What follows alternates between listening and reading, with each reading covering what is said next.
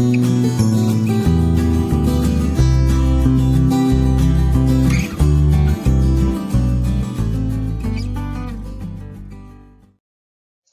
semuanya, terima kasih buat kalian yang sudah mengklik video ini. Berjumpa lagi bersama saya Valentina Tagalung di video pembelajaran geografi untuk SMA kelas 12. Masih di bab yang pertama, yaitu konsep wilayah dan perwilayahan dalam perencanaan tata ruang wilayah nasional. Di video sebelumnya, kita sudah membahas tentang pusat pertumbuhan dan teori-teori pusat pertumbuhan. Hari ini kita akan membahas tentang faktor-faktor apa saja yang mempengaruhi perkembangan pusat pertumbuhan itu. Kalian semua sudah tahu kan, wilayah mana atau kota mana yang merupakan pusat pertumbuhan di Indonesia? Oke, katanya perkembangan wilayah diawali dengan munculnya pusat pertumbuhan. Artinya, pusat pertumbuhan ini dapat mempengaruhi wilayah lainnya, dapat meningkatkan perkembangan dan kemajuan wilayah lainnya. Contohnya adalah Kota Pontianak. Kota Pontianak merupakan pusat pertumbuhan di wilayah Kalimantan Barat, di mana Kota Pontianak ini dapat berpengaruh terhadap wilayah Sintang, Sambas, dan sebagainya di sekeliling Kota Pontianak. Artinya, Pontianak merupakan pusat pertumbuhan bagi wilayah Kalimantan Barat. Pusat pertumbuhan akan mendorong perkembangan wilayah di sekitarnya. Pontianak akan mendorong perkembangan wilayah Sintang dan Sambas. Jadi pusat pertumbuhan itu berkembang sesuai karakteristik wilayahnya masing-masing. Pusat pertumbuhan di setiap daerah berbeda-beda faktornya. Sekarang mari kita lihat faktor-faktor apa saja yang dapat mempengaruhi perkembangan pusat pertumbuhan. Faktor yang pertama yang dapat mempengaruhi perkembangan pusat pertumbuhan adalah sumber daya alam. Setiap daerah pastinya punya sumber daya alam yang khas. Pengelolaan sumber daya alam yang optimal akan meningkatkan kegiatan ekonomi, memperluas lapangan kerja, dan meningkatkan pendapatan daerah. Contohnya adalah Kota Bontang di Kalimantan Timur yang dahulu merupakan wilayah eksplorasi minyak bumi dan gas, sekarang telah berkembang menjadi kota yang tumbuh pesat. Jadi, di sini dapat disimpulkan bahwa wilayah yang memiliki sumber daya alam yang melimpah dan dikelola dengan baik berpotensi menjadi pusat pertumbuhan bagi wilayah di sekitarnya. Faktor yang kedua adalah sumber daya manusia. Kualitas dan kuantitas manusia sangat penting untuk mengelola suatu daerah. Produktivitas manusia yang tinggi akan meningkatkan pertumbuhan ekonomi daerah dan menjadi pusat pertumbuhan. Kegiatan ekonomi seperti pengelolaan bahan baku, perdagangan, distribusi hasil produksi, pastinya melibatkan sumber daya manusia kan?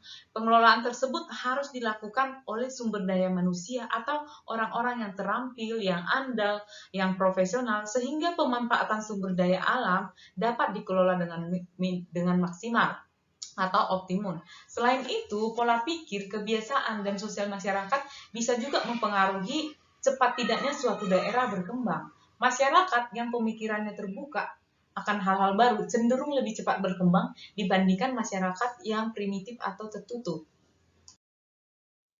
Yang ketiga adalah kondisi fisiografi atau bentuk permukaan bumi atau topografi dari suatu wilayah. Perkembangan suatu wilayah dipengaruhi oleh kondisi topografi. Dataran rendah umumnya berpotensi menyediakan aksesibilitas jaringan transportasi yang lebih baik. Kondisi tersebut dapat meningkatkan kemudahan distribusi atau penyaluran barang dan jasa. Dataran rendah memungkinkan pusat pertumbuhan berkembang lebih cepat dibandingkan wilayah dataran tinggi atau wilayah yang topografinya terjal. Namun, beberapa wilayah di Indonesia yang berada di dataran tinggi juga dapat menjadi pusat pertumbuhan. Kondisi tersebut dipengaruhi oleh aksesibilitas transportasi yang memadai. Jadi walaupun topografinya terjal, tetapi apabila jaringan transportasi atau akses transportasinya memadai, maka wilayah itu juga bisa menjadi pusat pertumbuhan. Contohnya adalah Kota Bandung. Kota Bandung berfungsi sebagai pusat pertumbuhan di wilayah Jawa Barat. Yang keempat adalah kebijakan ekonomi. Ada kalanya pemerintah memutuskan suatu daerah itu dibangun menjadi pusat pertumbuhan dikarenakan faktor ekonomi. Contohnya adalah Kota Batam. Jadi pemerintah bisa melihat potensi yang dimiliki oleh Kota Batam ini. Secara Batam ini terletak di gerbang menuju Singapura dan Malaysia. Sehingga oleh pemerintah ditetapkanlah Kota Batam ini menjadi wilayah pusat pertumbuhan. Yang kelima adalah fasilitas penunjang.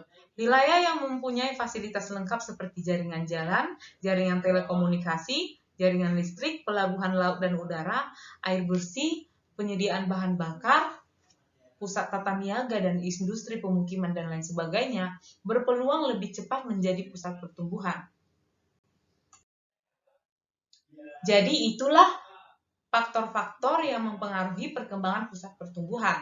Tetapi tidak semua wilayah dapat disebut pusat pertumbuhan walaupun sumber daya alamnya melimpah, sumber daya manusianya bagus, fasilitas penunjangnya lengkap, dan lain sebagainya.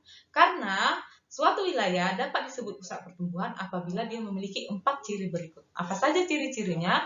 Yang pertama, wilayah tersebut atau kota tersebut memiliki hubungan internal dan memiliki beragam aktivitas.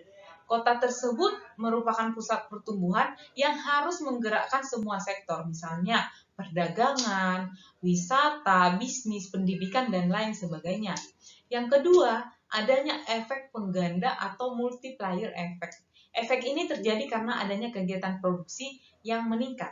Penawaran akan barang dan jasa semakin tinggi, sehingga kapasitas produksi diperbesar dan kadang sampai memacu pertumbuhan daerah belakang yang menjadi sumber bahan baku dan tenaga kerja. Yang ketiga, adanya konsentrasi geografis. Kota atau wilayah yang merupakan titik konsentrasi atau titik berkumpulnya fasilitas penunjang seperti sekolah, tempat wisata, tempat berbelanja akan lebih pesat perkembangannya, sehingga kota atau wilayah tersebut akan cepat menjadi pusat pertumbuhan. Kemudian, suatu wilayah dapat dikatakan pusat pertumbuhan apabila wilayah tersebut dapat mendorong daerah di belakangnya. Artinya, pusat pertumbuhan harus dinikmati oleh daerah belakang atau penyuplai. Hal ini akan menciptakan hubungan harmonis antar daerah sehingga mengurangi adanya ketimpangan wilayah. Bisa saja dengan adanya hubungan itu, nantinya daerah-daerah terbelakang atau daerah-daerah sekitarnya bisa bertumbuh menjadi pesat sehingga dapat mengimbangi pusat pertumbuhan yang sudah melesat jauh.